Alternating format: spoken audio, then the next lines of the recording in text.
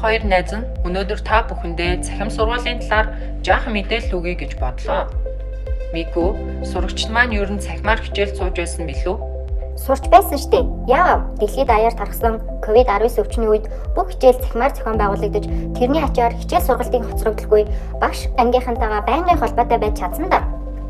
Яг үнэ. Боловсролыг зөвхөн танхимын сургалтаар эзэмшүүлдэг гэсэн хэвшмэл ойлголт хандлага өөрчлөгдөж, орон зай, байршлаас үл хамаарч хичээл сургалтын үйл ажиллагааг цахим технологи ашиглан хэрэгжүүлж болдгийг тэр үед бид мэдэж авсан да. Өнгөрсөн жил мөн 10 дугаар ангийн сурагчид маань бас сонгон судлах хичээлээ цахимаар сурч, өөрийн ангийн сурагчдаасаа гадна Монгол улсын 501 сургуулийн сурагчид болон бүр Солонгос улсад амьдарч сурдаг сурагчтай хамт амжилттай сурч чадсан.